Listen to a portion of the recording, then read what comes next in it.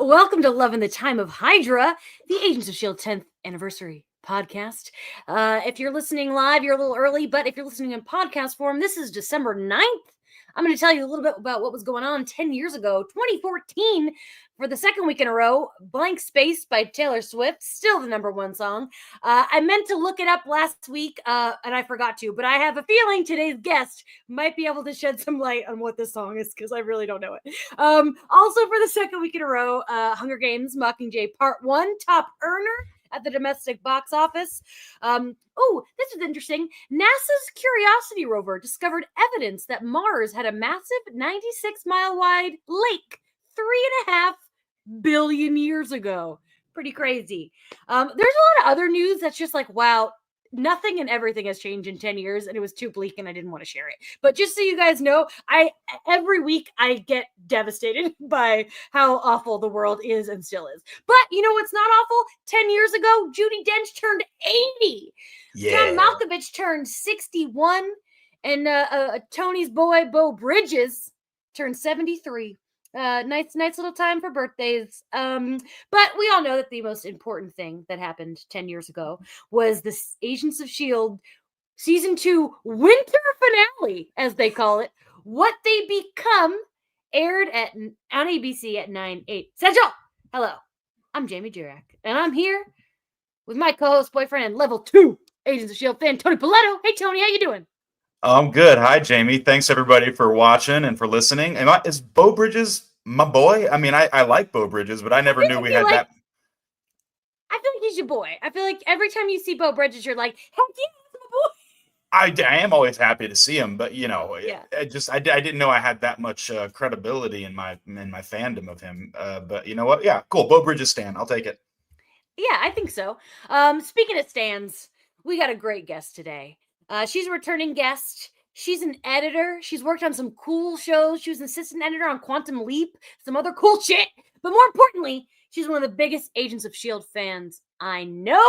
I became friends with her through the fandoms. Jackie Rogers! Hello! Hi. Welcome! Hi, Jackie.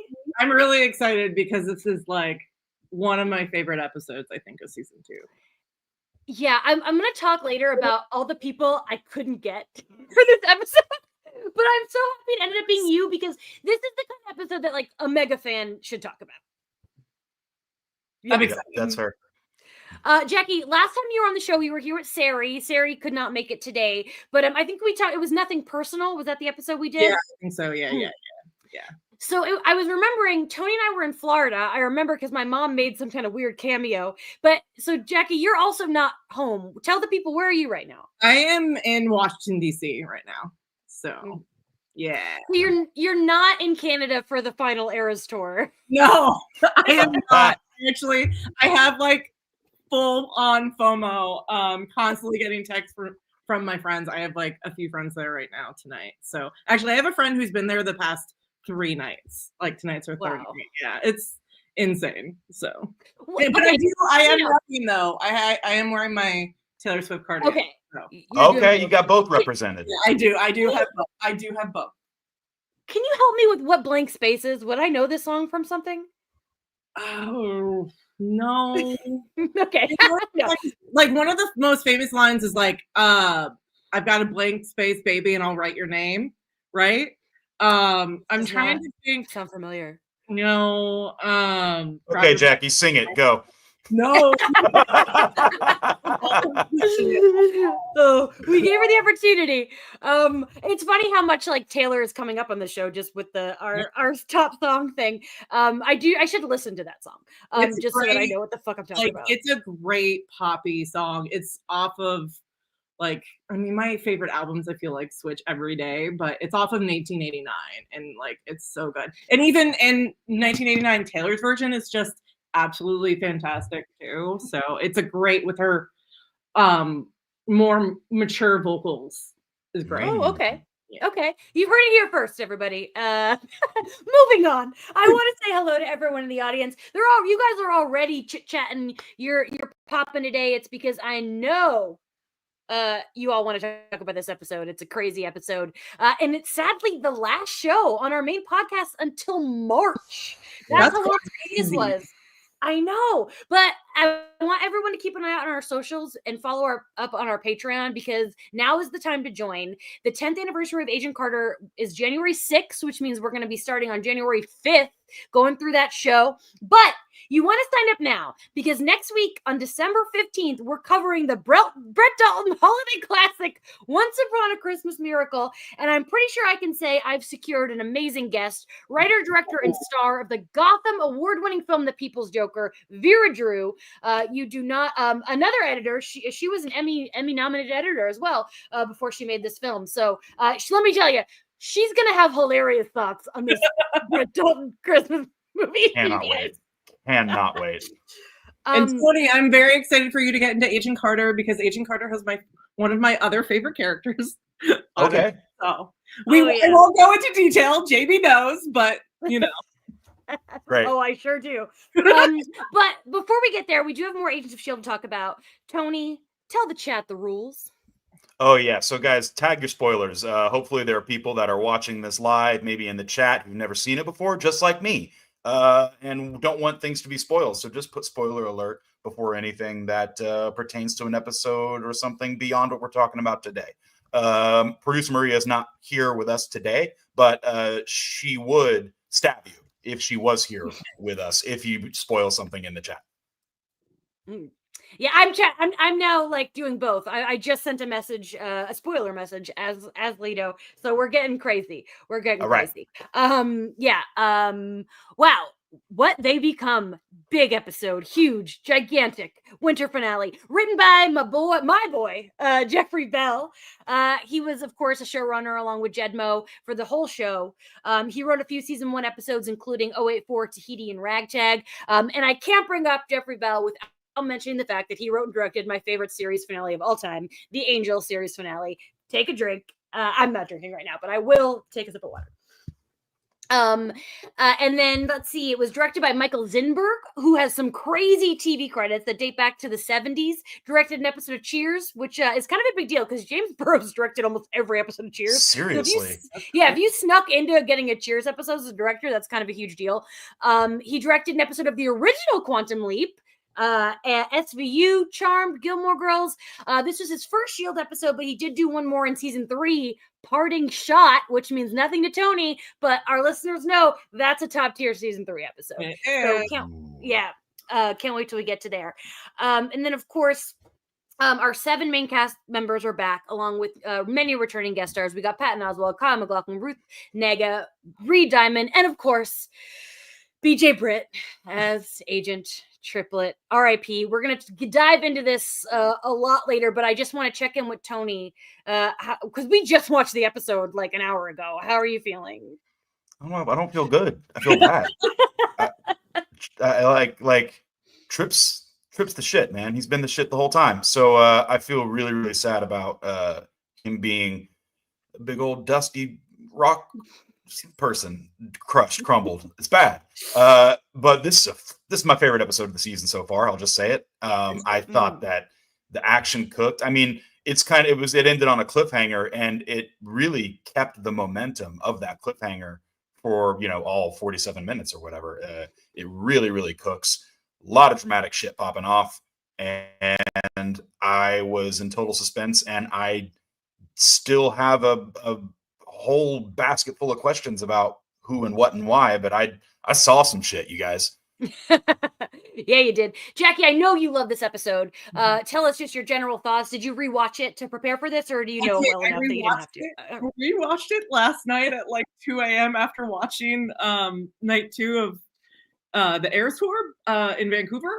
But what I was surprised at rewatching it was that like this was not a 2-parter, right? Like No. And just from the start that there's this huge adrenaline rush, and I'm already like seated in bed watching this, and I'm like on the edge of the bed, like, oh my God, like this is super insane. But yeah, Trip dying. I remember Trip dying. I had confused emotions because like Trip's dead, but then it's also like, what the heck is happening to Sky and where are we going?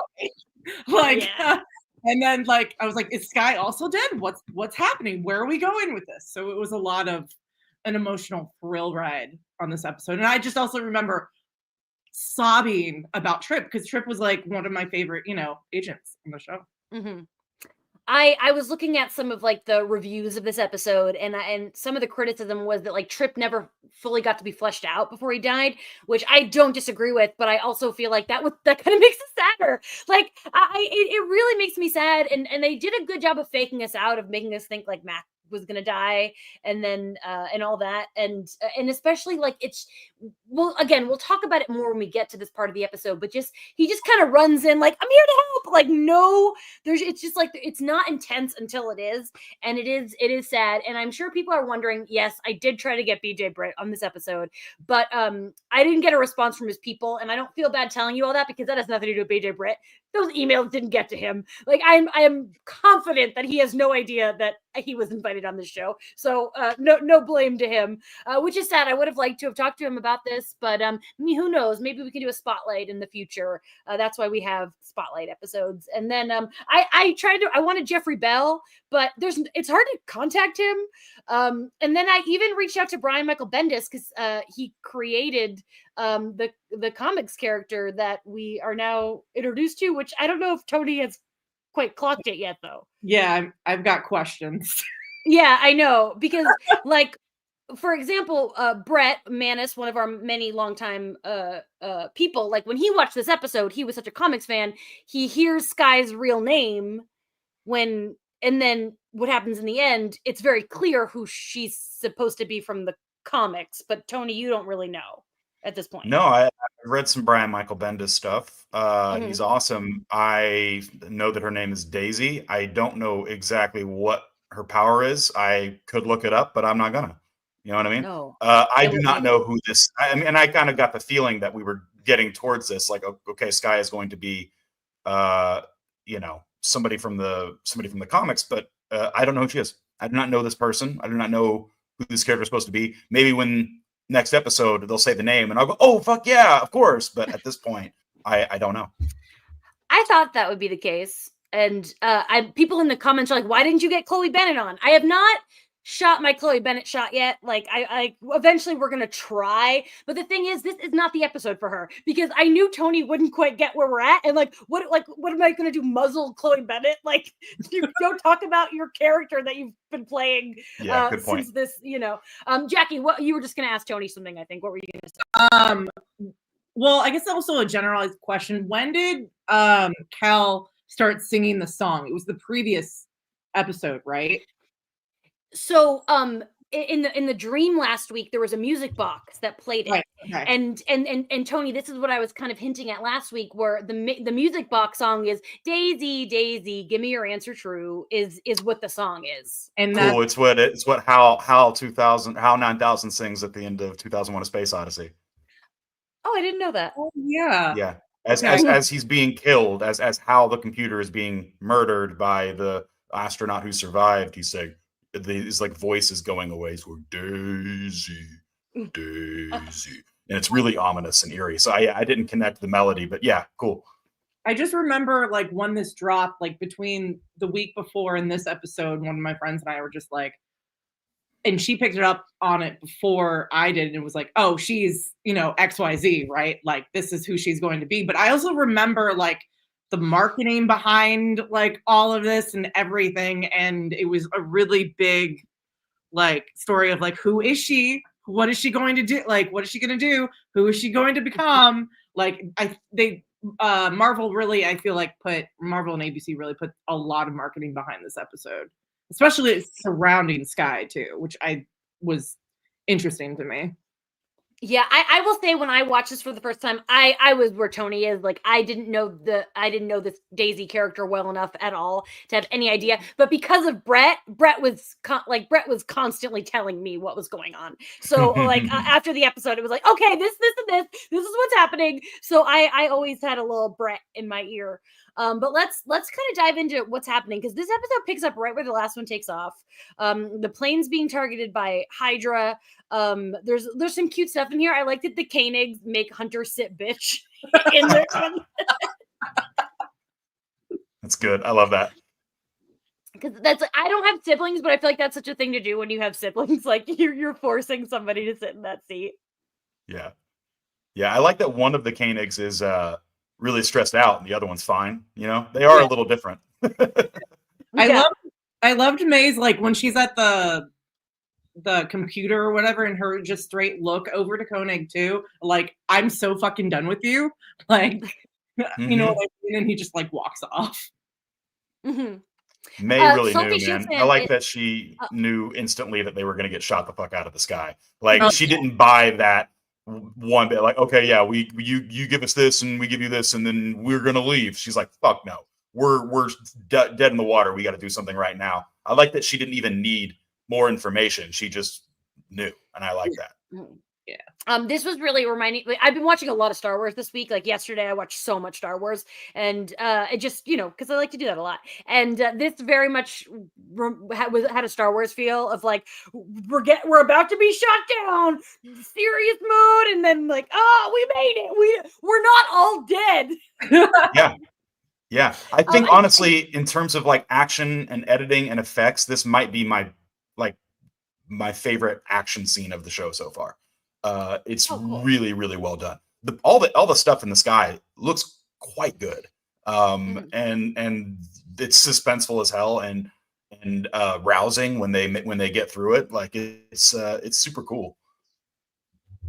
This was edited by Kelly Tsai, so she's done like the majority of all of Agents of S.H.I.E.L.D. and is a great editor. So hell yeah. Yeah, we got to get her on at some point. We got to use that connect. I know. Before I forget, I do want to say, go back a few comments. Salty Shield Stan bringing up that Chloe figured out who she was playing before the writers told her because she was doing research. I don't know if I knew that. I forgot about that because I think she went to like a comic book store specifically and dug into a lot of the lore of who she was, and I think she went to like Mo and Jed or even Jeff and was like, "This is it. This is who I am," and they were like, "Yeah." Got it. I have some quotes later talking from everybody talking about like the buildup and how soon they knew and all that. But back into the episode, we got this weird like Ward's agenda, like taking Sky. That's not part of Hydra's plan. They wanted Reyna. Just kind of picking up where the last episode was. Bobby's upset about Mac. It's cool that Trip has the Howling Commandos tech. How'd you? I feel like Tony, you probably had some feelings about that. Well, I mean, wasn't it in the last season where they got their hands on some Howling Commandos tech, or was it earlier in this season and they stormed a base or something and they had the little thing that you throw that's like step away. This is so and so. Do you remember what I'm talking about? Like they got their hands on some old Howling Commandos tech earlier in the show. So I think so, yeah, because we know that Trip is a grandson of one of the Howling Commandos, right? So we already knew that. Yeah. Which is really, I feel like a really good connection from like not just the comics, but like MCU lore. It's like one of those small tie-ins that they did into a smaller character as well. Yeah, it's a fun thing. And then we have Fitzsimmons' cute little scene where Gemma's like, Max might be alive, and Fitz is like, you don't have to just be nice to me. And then I like when she gives him a really good scientific reason why Matt could be alive. And he's like, that makes sense. I apologize. Like they're getting back a little, which I'm happy about. Like, yeah. Well, that first scene with them, I feel like in that conversation in the plane, like, I just feel like you could feel the chasm between them at first. Like, I was like, oh, this is making me emotional. Like, yeah, but they've been fortunately like they've expressed themselves pretty vigorously in like the previous couple episodes. Like it's kind of all out there now in a way. So I think these little tricklings of them kind of finding their rhythm again is heartening to me. Yeah, for sure. Agreed. And then we get this little Bobby Hunter scene, and kind of the important thing is she's hiding something from him, a thumb drive. He sees it, and like Bobby's got something going on. Tony, do you have any feelings about this? We've made reference in previous episodes to her history, her Hydra history, right? When she was deep undercover and she's got some dirt. She did some bad things. So I'm assuming it's pertaining to that. I don't think she's withholding anything that would, that's harmful or any like that's gonna like put anybody in jeopardy, or I don't think she was withholding anything that could potentially save somebody from jeopardy, but I do think she's protecting herself. Is kind of the impression I get from it. Yeah. Jackie, at this point in the show when you're watching, like, what were your thoughts on Bobby and Hunter? I just love their back and forth. And actually, I have a note here that said, when this is all over, I'm going to cry for a week of what Bobby said. I was like, this is such a meme. Yeah. True. We should use that more. It really is. I don't know. I love Adrian as an actress in this, and like in just what she was in Agents of S.H.I.E.L.D. and I don't know, they're just so funny together, and their chemistry is just great. It bounces off the TV. Yep. Yeah, and they're both really hot, which is a nice bonus. And then big moment. Sky meets Dad, who we learn is named Cal. I don't think we had heard his name before. No. This is me for the last couple weeks writing Cal in my notes and then erasing it because but we now know he's Cal. I love this scene because I love Kyle's performance so much. He's trying so hard to keep it together, but the man's a little crazy. We learn all the backstory about Sky's mom and born in China and everything. Kyle's so good here. Tony, I just want your general thoughts. Yeah, dynamite scene. It's nothing. What's so interesting is like we've been building this episode up a lot, but I didn't learn anything new. Like there's no real new information in here. Like you did. You just don't know it well enough to know what it is. Yeah, I guess. But what he's explaining to her, he's learning it. We already know everything he says in this scene. And I really wanted the scene to keep going, but he's like, now I have to go kill Whitehall. And I'm like, oh, that makes sense too. So like he boogies, but like, no, it's very intense. I love watching Kyle MacLachlan crawling out of his skin. I love watching Chloe Bennett's reluctance to feel the fatherly warmth that he is giving. Can't help but do it. Great scene. Kidding me? It's really good. Mm-hmm. Yeah. Jackie? Rewatching this, I was like, wow, I actually have a way more of an appreciation for Cal, because I remember when I first watched it, I was like so skeptical of it, because I'm like very like, I just in general, this whole episode is there's a lot of father-daughter parallels or whatever, and I feel like watching this, it was like earned between Cal and Sky, and then Sky and Coulson later down the road. But like he's trying real hard, and like I'm actually like enjoying it more this more time, and like it's also super earned too to get to where like they were from previous in the season. This to me, when I think about Kyle on the show, when I think about Cal, like it all comes down to this is the scene, and not just because of the Daisy name drop, but just the way their performance is so good. I love Chloe in this scene because she's like afraid of him, but she's trying not to be. There's so much emotion. I think she plays it really well. I don't think she sometimes gets enough credit for what she's pulling off here, because there's a lot of layers to what's happening. And she's hearing like devastating information, like your mother's organs were ripped out and she was left dead in the ditch. Like it's pretty hardcore. Yeah. So gruesome on the show sometimes. Yeah. So gruesome. Mm-hmm. And then of course Cal says "best day ever," which is definitely a meme we all use a lot. Like the fandom uses that a lot. Love that line.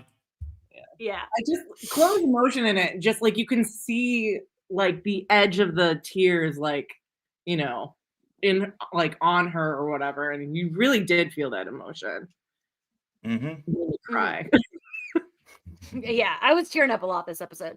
The plan is kind of forming where it's all coming close together. Coulson tells Sam Koenig that if things don't work out, to implement Project Theta if something goes wrong, which is interesting. Don't know what that means. I bet you guys don't know what that means. Nobody knows what that means. Yeah. So I guess we'll just have to move on from that. Let's see. out of my notes here. Okay, and then we have like this is where like all the Hydra people kind of come together. We got a whole scene with Raina, Ward, Cal, Whitehall, Agent 33, Sky. All like this is like a crazy, like a really tense scene. I really like when Cal's like, if my daughter wasn't here, I'd tear you and your men to pieces. I like this idea that he feels like he doesn't want to get too violent in front of her. Yeah. Well, he's already. She called him a monster, and he said all those things are true, And we saw him react to him with the violent mess that he left behind earlier in the season. So yeah, she's pretty. He's doing his best, but like I called it earlier, I just think he's too far gone. Like he's the path that's led him here has been too violent and too insane. I don't think he's holding on for dear life to his humanity, but like I just don't know if there's ever going to be anything substantive between the two of them. Fair. Jackie, how'd you feel about this scene? I want to call out like Raina being like, Ward, you're in love with Sky. Like, yeah. I just like a lot of my notes are like Ward is such a loser, like constantly throughout. Yeah. Like, I'm so over you. Love it. Love how much he sucks. It's such a consistent level of sucking. It really is. Good job, Brett Dalton. Yeah. It really is. Sorry to the Ward fans. Yeah. Oh, we love to hate him though. And okay, and then meanwhile we've got Trip and Fitzsimmons going like with their hazmats to just put the bombs around. And there's this cute moment where Fitz is becoming a little more confident. It's and he's like, I can do it, I'm fine, and he walks the wrong way, but it's like a cute moment. Tony, where how are you feeling about where Fitz is? Does he seem better a little bit to you? Totally. Yeah. He has been improving, I feel like, over the course of the show. And like I said, the baggage that he and Gemma are carrying around has been kind of let out. And so, yeah, he seems better. He seems, I watched him hack into a database and stop Trip from bleeding out. So like, he's still got the juice as far as I'm concerned. I will say, I think at this point, I was kind of shipping Gemma and Trip because I was like, in all caps, I have like Gemma and Trip flirtation. Oh my God. Here. Mm-hmm. But you can also feel that jealousy a little bit too from Fitz. Yeah. Well, the first time Gemma met Trip, she definitely was like, yeah, he's hot. She didn't say it, but she said it with her eyeballs. We she knew. Did. She did. Yeah, no, I remember. I was totally down for it. I think I feel a little differently now that I know poor Fitzy boy is so heartbroken and infatuated still and can't be in the same room as her. And I think, but you know what? The show took care of that for us. oh, so sad. And then we get this whole thing where Cal like escapes, but he leaves Sky and Ward like nobody. And then he's ready to kill Whitehall, and then fucking Coulson shoots him first, and worst thing he could have done. Yep. And I love Clark's delivery of "You're welcome." Yeah. Yeah. He had no idea. Coulson's just in there doing his job, shooting bad guys. Turns out that this one was a little important to old Cal. And he has a meltdown when he realizes he didn't get to rip this man apart. He beats the shit out of Coulson. He does. Yeah, Coulson was cooked. If Sky had not said "Dad" and stopped the punching. I remember like a lot of people on Tumblr and AO3 or fanfiction or whatever, everybody was like, well, did she call Cal dad or did she call Coulson dad? Like, which one was it? And I'm always like, it's both. It's it like and also Cal. Yeah.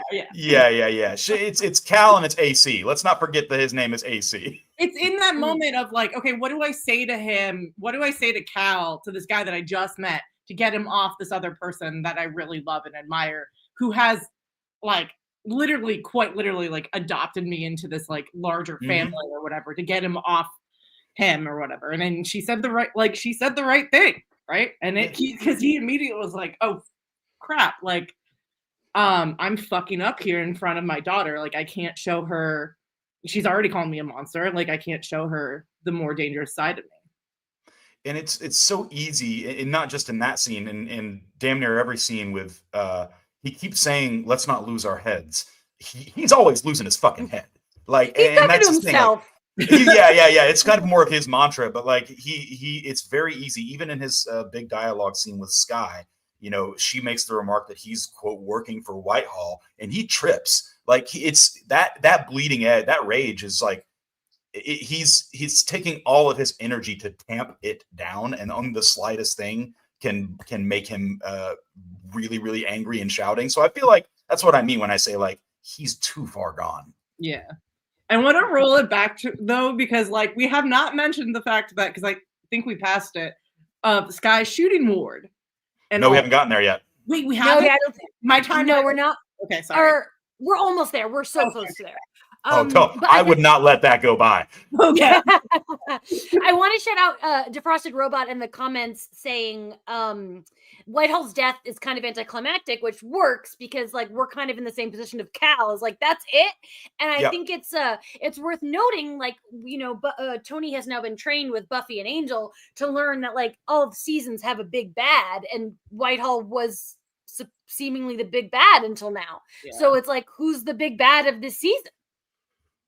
I mean, it's easily could be Cal, but I mean, Raina's down in the hole, and God knows what. Like, I got questions for it. We'll get there, but yeah, I don't know.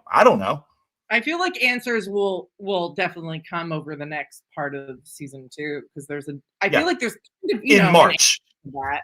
Yeah, but Raina definitely is a great answer right now, and yeah, I can't wait for you to see who she becomes. That's all. Yeah. Okay. It's poetic. It really is poetic. It almost makes me sad though. Okay, but we'll talk about it in March. I'm gonna leave the room at some point. No, yeah. All right, so this is where Sky shoots Ward.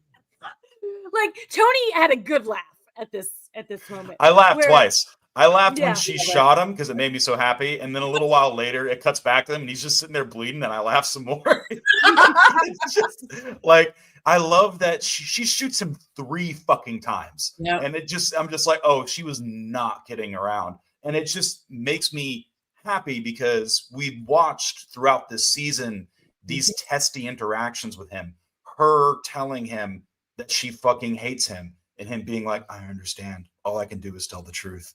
And I'm just like, you fuck. And so then to have him turn his back and her to be like, oh, I'd fucking shoot him 3 times, I guess. And just blah, blah, blah. And it just, and his surprise, I'm like, yeah, you were stupid. You fucking loser. Jackie, you said it earlier. Like, he is a loser and he lost it. He got one in the ribs. Yeah, I was so happy. Like, I cheered, and I know when I originally saw the episode, I cheered. And it's also, again, such an earned moment for her, right? Like, everything you just said, like, and also just not just over the entire season, but like he's nagging her throughout this episode as well. And I'm like, fuck yeah. Like, and it's just like it's the part of the turn of like later on Sky. So yeah. Well, then also, I think a lesser show would have played the moment that happened with her dad, where it's like, I wanted to shoot him, but I couldn't. And the fact that this did not do that with Ward, that she just, without thinking or hesitation, shot him 3 times in the side was great. In general, the way that the women on the show are written they're so great because each of them have like different characteristics, and like I feel like on any other network show, right, like if you go back to season 1, like Sky probably would have played into Ward or whatever, and maybe even turned Hydra or whatever, because and like play into that whole love. But then I was like, no, fuck that, fuck Nazis, like we're gonna shoot this guy 3 times. Yeah, Jamie, how did that make you feel? Oh, great. But I'm curious, Tony, though, because Brett Dalton spoiled a little bit of Ward's fate for you. Did you think when she shot him that was it? Did you think that? I mean, obviously he didn't die because he's in more of the episode. But in that moment, did you think that he was dead for like a second? No. Okay. No. I didn't think so. I just thought he got really, really, really fucked up, and I liked it. Yeah. I love that she doesn't hesitate. I think it's just a really good Sky moment. And then, we get basically Sky telling Cal, like, you need to go. Like, get out of here. And he says he will come to me when you become what you become. And this is, of course, when he says Daisy. He calls her Daisy. Huge, huge, huge for some people. And then I love the scene because she's crying. Coulson's beat up. She's mad at herself for not killing Cal. She couldn't do it. And like she's been doing so well under the May school of controlling your emotions, but it leads her down to that tunnel anyway. How did you feel about that whole interaction, Tony?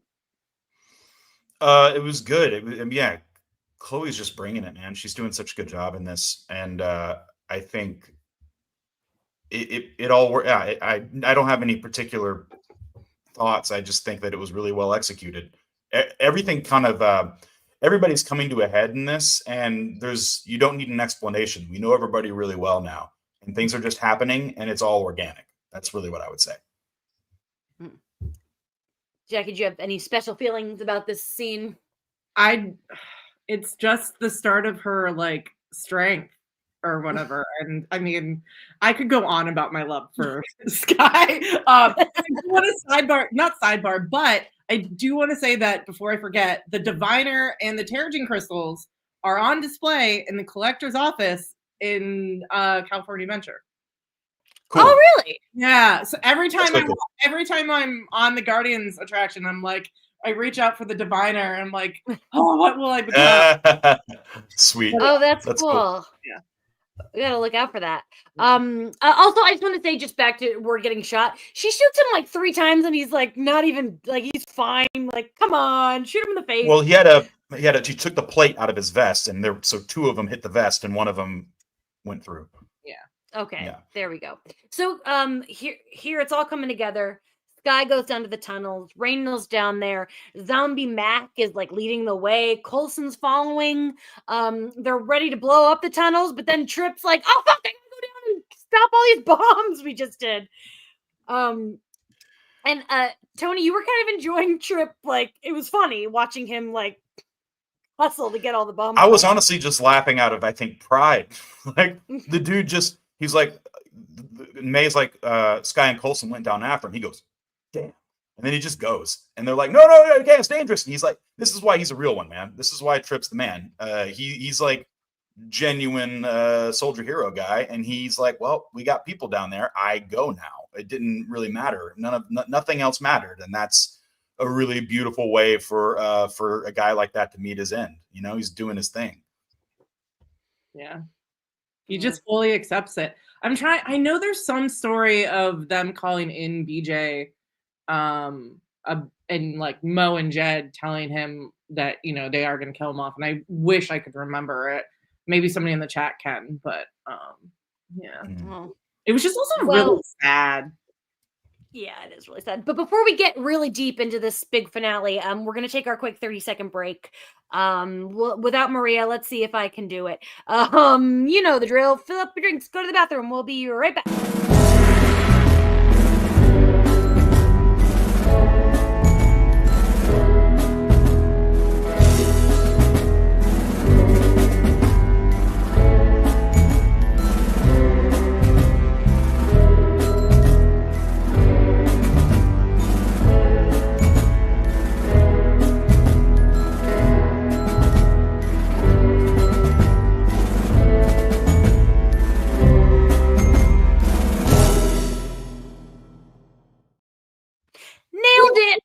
Welcome back to Love in the Time of Hydra. We are talking season 2, episode 10 with our friend Jackie, Agents of S.H.I.E.L.D. mega fan.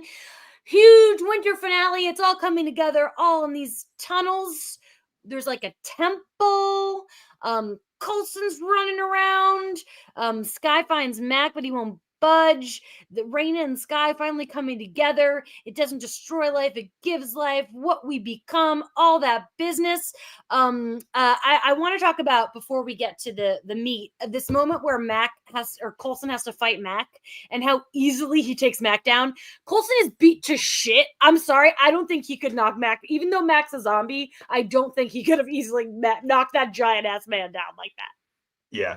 I watched him dodge a punch, but then he did like it's kind of the Captain Kirk double fist punch, like onto his back, and did like so. I mean, I believe that the force of that could have knocked him over, but Mac was on the ground like, oh. I'm like, no. Mac himself would have sustained that easily, not to mention zombie Mac. Yeah. Mm-hmm. Like, Tony, did you think Mac was going to full on die? Because I remember the first time I watched this, I was like, oh, Mac's a goner. Like, he's dead. No, I didn't think he was going to die. I don't know why. I don't know. I didn't see how he was going to come out of it, but I was pretty confident he was going to make it.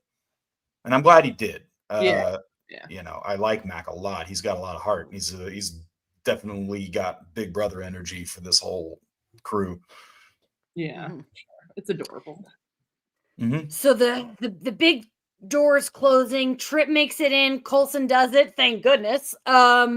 This is when the obelisk opens, crystals come out.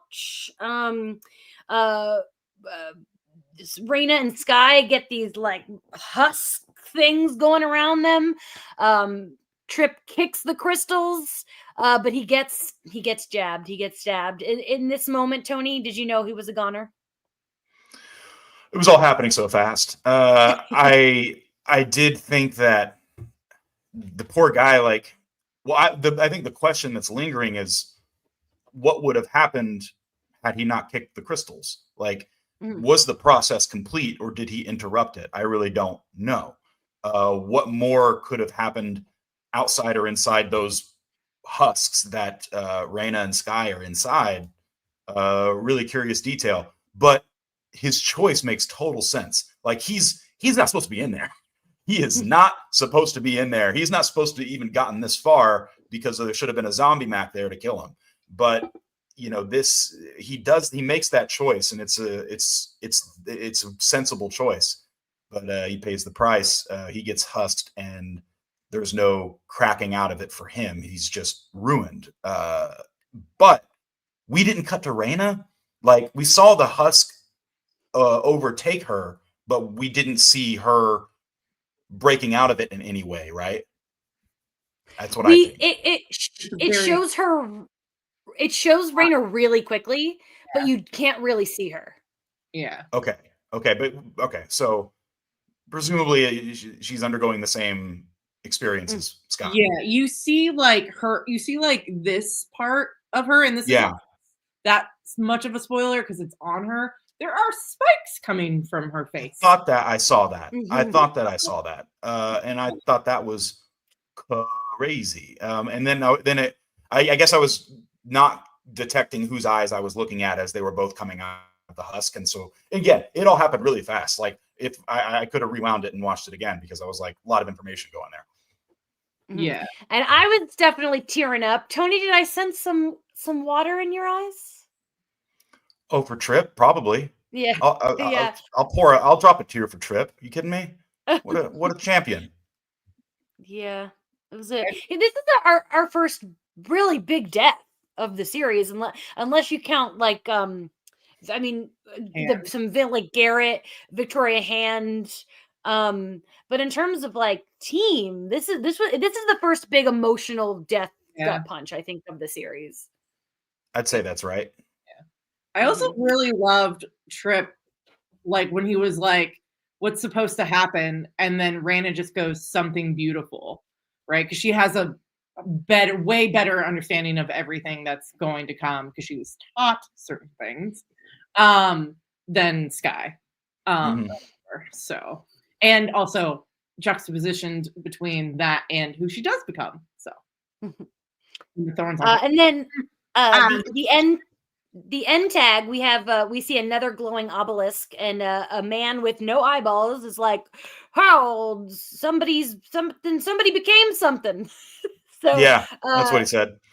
Yeah, Tony, do you have any kind of guesses as to what's like a bigger picture? First of all, that man didn't have eyeballs, but he also didn't have eye sockets. The man had no eye stuff. None of his eye stuff was there. It was just flesh. Yeah. So that was strange. Yeah. Okay. There's more than one obelisk. Here you always go. You always want me to predict things. I don't know. Well, I just feel like a lot. We're in the mid-season finale. Yeah. Big things are happening. Like you have to like people are becoming things. You Yeah. have knowledge. Beyond. Yeah. Yes. And so the obelisk glows, alerting the other, diviner holders out there in the world that they got a new friend or enemy if they feel like there's too many already. And yeah, I think for all I know, No Eyes is the big bad of the show. Who knows?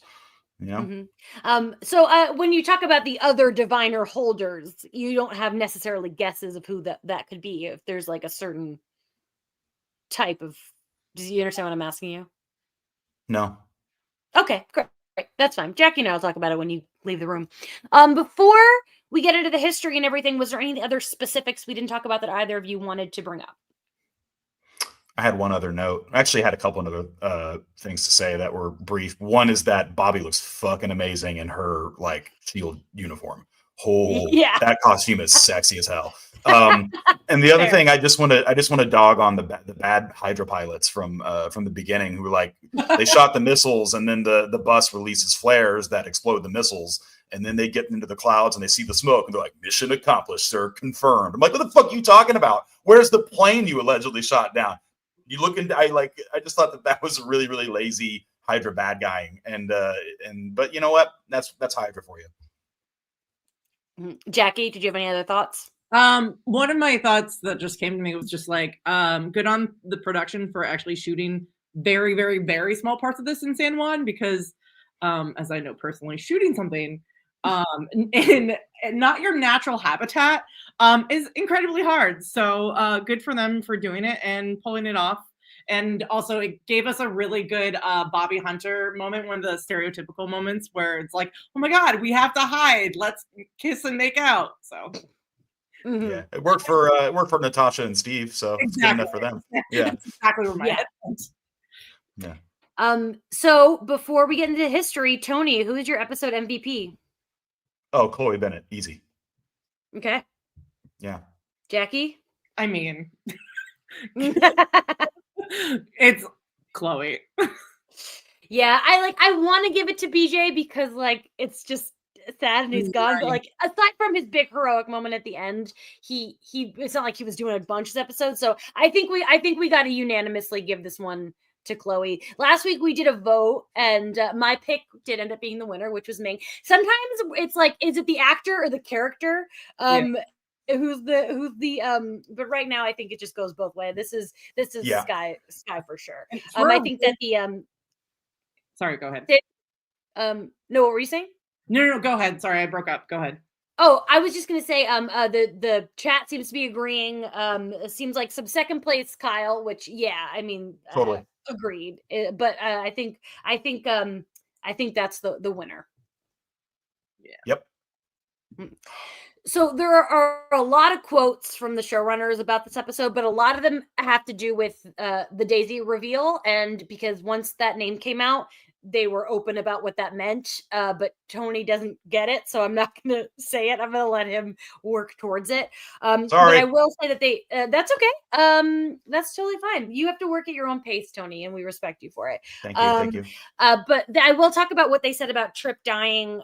They basically, like, we didn't take it lightly. Jed Whedon said, we need to establish that there are stakes in our world, that there can be real consequences, which I agree. I say it all the time. I like when TV shows hurt me. And talking about how like emotionally complex and the despair he talked about, and I think that's important. And then another cool quote is that Ming talked about playing Agent 33 because I think like she did such a good job that we forget that Ming is like pulling double duty in the season. Yeah, that's a good point. I was really in awe of her performance in the sequence when she Agent 33 didn't know what to do after not having a master. It was a really good moment. Because like pretty much the majority of that job is just look mean as fuck and kick people's asses. But like when that character basically broke because she didn't have any direction, and I feel very not good about her now being with Ward. That's a ugly combination. Yeah. Jackie, how do you feel about that? Oh, I see. Your expression told me. Yeah. I will say though, real quick though, I feel like it was one of the first times I noticed it, but the little subtleties with when half of her face was there, right? You could hear the digital tech voice right under her original voice. And I just thought that was like really clever of them to come up with that to like show, because you know she had that fake face of May on was really good. And her hair is much flatter than real May. Yeah, that's the real difference. Is the flat hair. That's what would give it away for me. Tony, Alice wants you to know that it's more entertaining when you don't know things. So you're doing the best work you can do. Well, Alice, I really appreciate that, but you know, I now have to go 3 months before I get an answer, and I'm just gonna be sitting here twiddling my thumbs, and then that character name's gonna come flying in, and I'm gonna say, "Oh," or something, probably. You should let him watch like the marketing videos that they did, like that, you know, throughout like leading up to this episode. Yeah, leading up to the next episode, because there's I have to post today's. I forgot to do that. Yeah. But another just a fun thing, a mistake is that apparently when Coulson and May are talking to Simmons on the speakerphone, the remote control Lola is on the desk, but in the next shot it's like removed to another table. So we love a little movie mistake. They were playing with it. They were clearly playing with it in between takes. Yeah. Tony, before we kick you out, was there anything else? No, I think I've said all the things, but I'll say some thank yous to some people. So thank you to Stephanie at Eclectic Muses for doing our artwork. Thank you to Ryan Mira of Yellow Pills at Yellow Pills Music on Instagram. Thank you to our producer, Maria, who's not here with us today, but she's awesome anyway. And thank you so much, Jackie, for being our guest. Thanks for having me. Always we love your energy. I just love that Shield made us real life friends. That's just a special thing. Jackie and I went to the movies a couple weeks ago. Like, we're real friends. It's all because of this television. Not being in LA is the fact that we can't hang out right now. But soon. Reminder to everyone to follow us at LitoPod on Instagram and Blue Sky. Trying to make Blue Sky happen. Like and subscribe on Spotify, YouTube, all those places. Leave us a review. And remember, since we're not here till March, you got to keep an eye out on the socials so you know what we're doing over on Patreon. It's only $1 a month to join Patreon, and it's gonna be some good stuff. Before we kick Tony out, Jackie, where can the people find you? What do you have to plug? So I have a plug. I will be cutting a short film next February. It's called Yokai. And if you're in the LA area, on Friday, they're doing a fundraiser because we're fundraising for the short. And it's at, hold on, where did my I wrote it down. Anyways, I will get that part to you. But they're post it, and we'll share it. Yeah. And but I think people will love it. Love the short. The script is great. It's about a Japanese American witch and her grandfather racing to stop a dark wizard while they're in an incarceration camp. So, whoa. So that sounds rad. Yeah, if you love Supernatural, if you love Agents of S.H.I.E.L.D., and you love Timeless, you'll really love it. And we also have a GoFundMe as well, which I will also give you guys the link to too. So. Yeah, we'll 100% share that. Awesome. Tony, get the fuck out of here. I gotta leave the room. I'm going. Oh, Maria's not here. It's up to me to get his thing out. I did it. There we go. Listen, I can do these things myself, but I really much prefer when Maria's here too. I mean, having a producer around is always helpful. It is nice. Okay. So wait. So first of all, I really thought Tony was gonna click Inhumans, like because he knows the show Inhumans existed around this time. Yeah. Like I was just waiting for him to say the word, but he's not. And like you said, Terrigen, but like that hasn't been said yet, so I just like kind of ignored it. No, it's okay because he doesn't know. Like I was really waiting for it to click. Also, him and I have watched the first episode of what's the cartoon? Is it Marvel Rising? Is that the name of the animated show? We've long before this podcast, we watched that episode, and I was like, oh, that's Quake who's in Agents of S.H.I.E.L.D. because we didn't know, like, and he's just forgotten all of that. Like, he knows who Quake is. I know he does. Oh, I love that so hard. Because I was thinking, I could not remember if they said the word Terrigen crystals because the blue, like, they're crystals. They just, I guess, never really gave them a name until later. But yeah. And I don't remember when we actually hear the word Inhumans. I feel like Fitz says it next episode of like, but not like in an official, not with like a capital I. But so it's just like, come on, let's get there. And people are asking, are we calling her Daisy yet? And I just want to make it clear, you can call her Daisy in the chat. But we're going to stick with calling her Sky because Tony doesn't know that she's going to go by that yet. So we're just going to keep it going. I have to say that when that first came out, I was having like disagreements with some of my friends because I was like so gung-ho with just calling her Sky constantly. Because it was a name that she like chose herself and I really like wanted to honor that. But like I don't know, I realized that like her accepting who she was is more where her power, you know, not just her like superhuman inhuman power, but her power within herself stood. And I also feel like she does it partly to honor Cal as well. Yeah. Because and I like that because ultimately like he's not bad deep down. And I really love the way that they end. And I wish that we'd see him again. It's sad that we don't see him beyond this season. And also the complications with Jiaying, right? Like there's got to be, I don't know. Yeah. She's probably trying to honor her mom in some way too. Like you see that back in, flash forward to season 7, when like her mom's trying to kill her again. So, oh, I can't wait for that shit. We're so far away though.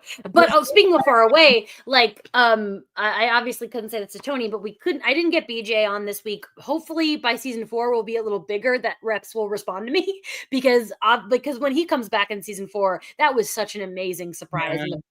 The framework arc, everyone knows, is my favorite thing. Oh, okay. Also, I'm sorry, I just realized something. There's a poster up on my wall. The prop I have from season 4 that I got from doing the panel. It literally says, harboring one betrays all, report inhuman activity. Like, this is Tony's home. The words inhuman are giant up here in the fucking guest room, and he's never clocked it before. You're gonna, like, when you get to that, you're just gonna have to be like, look. Yeah, I know. Well, so we're moving and we're trying to like make a podcast space in our new home. And if that happens, it's like, well, I feel like my cool shield stuff should go up, but it's a little spoilery, so I don't know. Okay. Speaking of, a couple people in the comments were like, Jackie shirt's a spoiler. I'm like, Tony will never in a million years understand what that is. Okay, well, this is the second time. I will say though, this is the second time I've worn a spoiler-y shirt on. But I specifically did not bring or did not wear my Fight Like a Girl shirt yet because Tony hasn't, seen Daisy Sky. Oh my god, I always have to like catch myself. It's so weird still saying Sky. Because Tony hasn't seen her yet in the costume. In the yellow costume, like I love the purple, and they obviously did that because of Marvel Rising, but like the yellow costume means a lot to me. So yeah. I feel like at this point, if we slip up saying Daisy, it's fine because he's heard the name. So it's like we're free of all that. But okay, I just want to bring back the trip in season 4. Did you when that happened, was that a surprise for you, or because you were did you know he was coming back? I can't remember. I feel like no. I might have also just still been very excited to see him and be like, oh my god, we have him. But then like once Brett came back and I was like, I love this, but also like so scared that they're like gonna fix the ways with Ward, and I just didn't need that to happen. So I think it was perfect what they ended up doing with Ward in that, because God, this again, I've said it a million times. I love the framework so much. I cannot fucking wait to get there. And then and just all this Bobby stuff. I got to bring up the fact that we're about to get like the second Shield, the real Shield. I was thinking about that because I was like, when we were kind of talking about Bobby, I was like, wait, where are we in the season? Have we gotten to the real Shield yet? And then I was like, oh no, we haven't. And the great thing about that is that Hunter and her were split, right? Like, I don't know. It's going to be really, I don't know. Tony's reaction is going to be great to that, I feel like. He's just going to be excited about Edward James almost. Like that's kind of the thing. Like he's going to be hyped to see him. Yeah. And then Project Theta, like Tony obviously knows Age of Ultron is the Marvel movie that I watch the most, and Tony lives with me. So like I know he's seen that movie a lot, but like he doesn't know that Project Theta is connecting into Age of Ultron, and I'm so excited that coming up in May, I think, is when we get to talk about Age of Ultron, because I love it so much. But I kind of forgot that's when he said Project Theta. I was like, oh yeah, that's the helicarriers. Yeah, which was a really good reveal. I remember, because what came out first? Ultron came out first, right? Yeah, well, I think if I'm not mistaken, in an episode of S.H.I.E.L.D., we see the helicarriers, and then Ultron comes out. Oh, okay. Correct me if I'm wrong in the chat, but I'm pretty sure we see them, and then next episode, next is Ultron. Boy, oh boy, cannot wait. I just remember getting into like probably Twitter arguments at that point, being like, Agents of S.H.I.E.L.D. is canon. They connected it to Ultron, and people being like, what did they do? And I was like, Coulson's the reason for the helicarrier in Ultron, and everybody's like, no. I was just like, let me have my canon, please. Come on. Oh, and then finally Raina, like it always makes me like, because the fact that her whole thing was like being hot and manipulative, and then she's not hot anymore, does make me a little sad for her. Like, and she's all like, it's got like she can't sleep because her face is all pokey. But it really is like, one of my notes that I have is the fact that like it is really, as I said earlier, it is poetic because she was chasing this ideal. She was chasing this idea because she did learn about, the Inhumans. She did learn about Terrigenesis. Like she knows all of that, and she thinks she's going to become, like Skye, like other Inhumans that she knows. But she literally becomes a thorn and the most ugliest thing that like we've seen, and it's just I don't know, it's very poetic in a way. Yeah, and Alice in the comments wants to point out that it's Ruth Negga, so she's still hot, which is fair, but I mean, come on. I also think it's interesting that like the whole first season she's looking for a clairvoyant, and then that's what she becomes. Yeah. And so I'm sorry, I forget who, but somebody in the comments was like, but they never actually say that. Like they should have brought up the word clairvoyant. Is kind of like a beautiful full circle moment. And she's another one who she's gonna die soon, but we do get a cameo from her. Is it season 5 where we get like a flashback of her and Ian Quinn in like an end tag? I forgot about that. Oh my god, yeah. Oh my god. But wasn't that like a deleted scene or something? I think it was footage because the actor who played Ian Quinn quit acting. Someone really? Me, yeah. Or whatever. And I feel like it's footage that they previously had that they like cut out that they brought back. But I could also be okay. No, people in the comments are saying that that's correct. Which I didn't know. I just remember when it happened, because season 5 is so ingrained because in my head, because that's when I started covering the show. And I remember I just moved to New York, and I just remember watching that in my little New York apartment that I was living at the time, and just being like, oh my god. And it didn't really matter when it was filmed. It was just exciting. Yeah, no, for sure. I mean, Ruth is such a great actress, and she's like one of the reasons I went to go to New York with Sari, because she was in Macbeth with Daniel Craig. So oh god, that would have been amazing. I'm jealous. It was the best night ever because I love the fact that Daniel Craig decided to come out first, which dispersed the entire crowd, which gave me the opportunity to get a photo with Ruth. So yes. Oh god, I got these new headphones, and let me tell you, they're making my life miserable. Okay. What was I gonna say? Oh, someone in the comments was like, at least I don't have a Quake as my hero poster. I actually, because Sari on T-Pop like made those shirts for like everybody. So I actually have a Yo-Yo is my hero shirt, and but I don't think Tony's ever seen it. So and nor would he understand it. You can't wear that yet. And I also specifically have not worn that shirt either.